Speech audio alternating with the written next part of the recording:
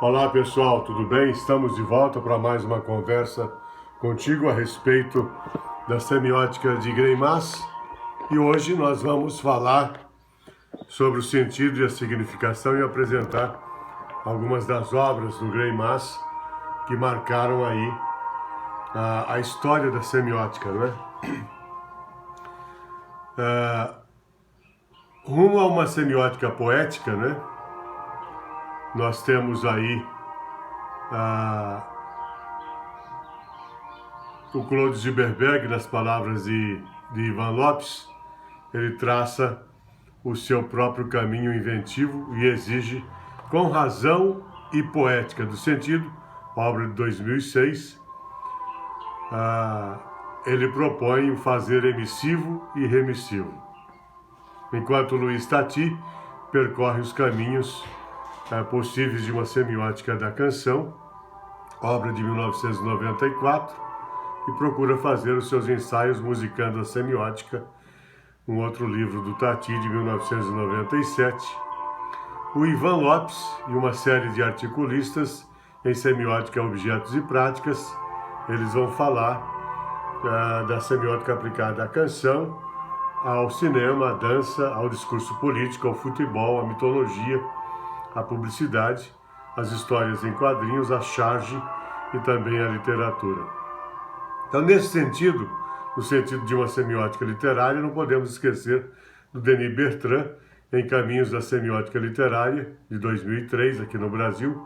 Foi o ano em que um grupo de pesquisadores, encabeçado pelo Ivan Lopes, faz aí a tradução do livro do Denis Bertrand, que é publicado pela Universidade do Sagrado Coração. E esse livro vai refletir sobre a figuratividade como manipuladora dos semioticistas na análise da dimensão figurativa do discurso e a atividade de percepção. Então, desta relação, buscam-se os objetos da semântica descritiva e a semiótica do sensível, uma preocupação da semiótica literária, uma vez que é essa semiótica que põe em cena a existência sensível e questiona ou até mesmo transforma as maneiras de se perceber. Eu estou citando aqui o Caminhos da Literatura ou da Semiótica Literária, do Denis Bertrand, publicado no Brasil em 2003, página 261. Então, é o Denis Bertrand, na verdade, em Caminhos da Semiótica Literária, que vai reatar esse diálogo de Greimas com a fenomenologia de do Merleau-Ponty, né, do Maurice Merleau-Ponty, na busca do ser do sujeito em oposição ao parecer, onde se encontra a figuratividade. Então, além de todos esses semioticistas, eu vou, nessa conversa de hoje, mostrar alguns dos livros que eu li e que eu vou indicar para você. A Anícia Ribas Dávila, ela percorre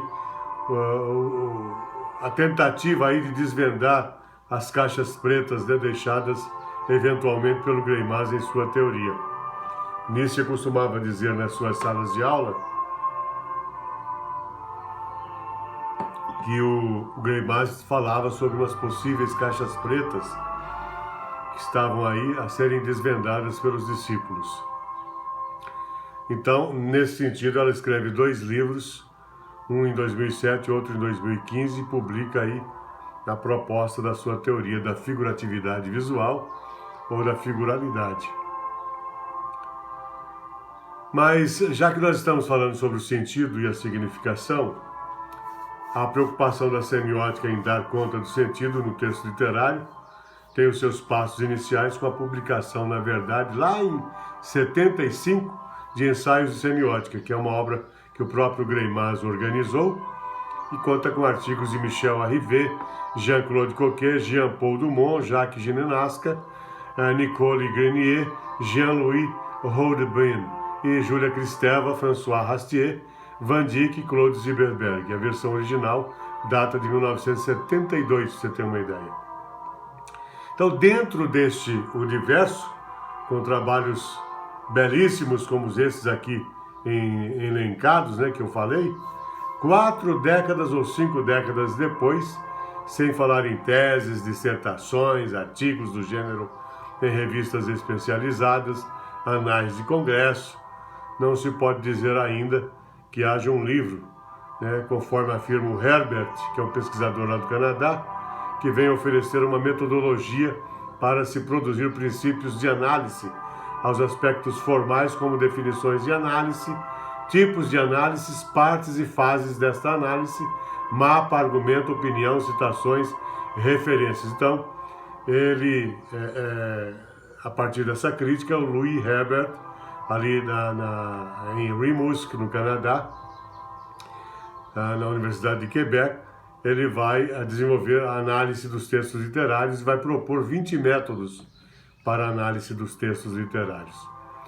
Então, a Dávila, por outro lado, vai propor a teoria da figuratividade visual, que é aplicada não só ao texto verbal, né, no caso também o texto poético, literário, mas as obras de arte, né, quer dizer, o imagético, e também os textos que têm as duas linguagens, o verbal e o não verbal, que nós chamamos de texto sincrético, que apresenta essa mistura de linguagens, né?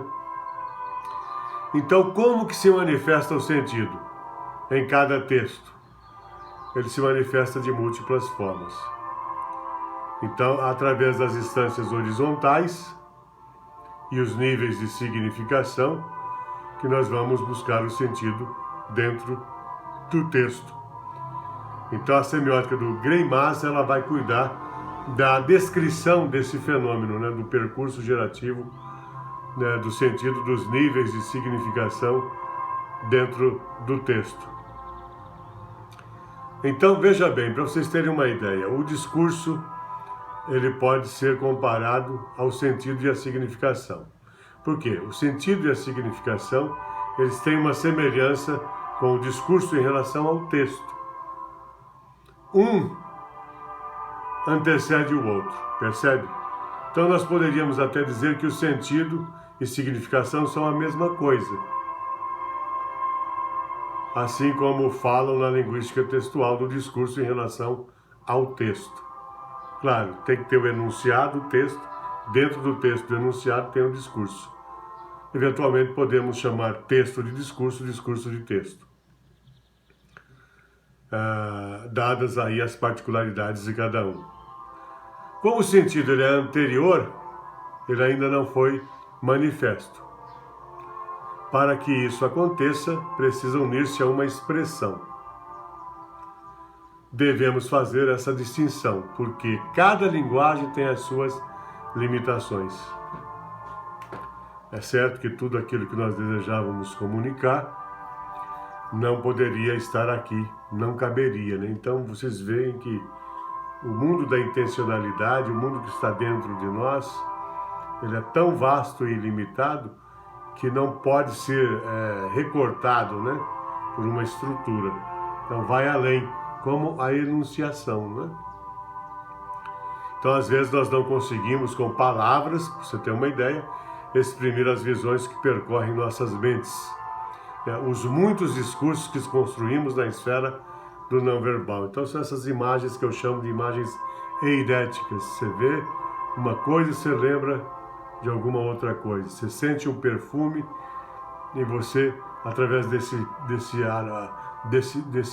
cheiro, né, você é remetido a imagens lá do passado ou mais recentes.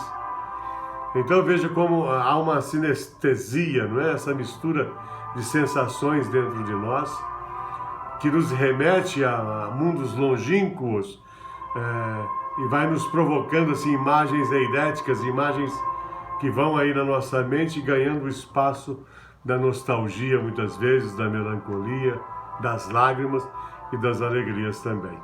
Então veja que o mundo que está dentro de nós ele é bem mais vasto, né? É o mundo da enunciação. Então essa amplitude do sentido, com os seus efeitos em relação à significação, deve-se, portanto, à sua abstração, né? Então, veja bem, a nossa capacidade de abstrair é muito maior do que a capacidade de uma estrutura fechada. Para ilustrar, né? Para ilustrar essa capacidade, lembrando que esse material dessa nossa conversa, a base das nossas conversas, é justamente a minha tese de doutorado, defendido em 2001, o percurso semiótico do actante sujeito John the God-Man. Então, vamos ali, por exemplo, aquele discurso bíblico, lembrando que o grupo d'André Vernes é um grupo francês que se dedicou ao estudo da semiótica aplicada aos textos bíblicos. O Paulo, ali no discurso, na carta que ele escreve aos Coríntios, ele diz que foi apanhado, se viu no paraíso e ouviu coisas que ele não conseguia exprimir por meio da linguagem humana. Ele foi arrebatado ao terceiro céu, diz a narrativa, e ouviu coisas inefáveis, indizíveis, que não devem e nem podem ser expressas em linguagem humana. Então veja que o programa narrativo da descrição de sua visão foi virtual, porque não conseguiu encontrar as palavras para exprimi-la. Então o mundo da abstração é muito maior do que o mundo real, Então a visão, que é abstrata, ao ser captada pelos seus sentidos, não pode ser verbalizada por meio das palavras. A amplitude do sentido não encontrou na limitação da linguagem a forma de se expressar. Então, a significação implica unir um conteúdo a uma expressão. A significação é a produção do sentido. Você fazer aí a distinção entre os dois. É esse sentido articulado na esfera verbal ou não verbal. Ambos devem, portanto, ser diferenciados, porque podem se transformar, inclusive, numa dicotomia que implica numa relação espaço-temporal antes, depois, a exemplo de Lang e Parole, ou Língua e Fala, do Saussure. Então, ao entregar esse texto a cada um que está aí assistindo, esse texto, essa conversa, é um texto. Então, você que está assistindo está concebendo aí, está entendendo a sua maneira, a significação dele. Essa significação, entretanto, não é apreendida imediatamente. O que se apreende de imediato, segundo o conhecimento do código utilizado para a sua produção, é o que Greimas chama de efeito de sentido, a ilusão referencial da qual se referia o Roland Barthes. Então, o que é a ilusão referencial? Aquela apreensão imediata que você tem de sentido. Você pega um jornal, lê a manchete e tal, lê a notícia ali, então você entendeu. Você não está analisando o texto ainda, você apenas entendeu. Você está no efeito do sentido, não está no sentido propriamente dito, que ele só vai ser adquirido através da análise minuciosa daquela notícia que você acabou de ler. Bom, a conversa é longa e eu vou ficar por aqui, mas trago na sequência essas obras que fizeram parte aí da minha vida intelectual na busca do sentido, junto com a semiótica do Greimas, e algumas delas vou indicar aí para os iniciantes também. Então, isso na nossa próxima conversa. Grande abraço e até lá.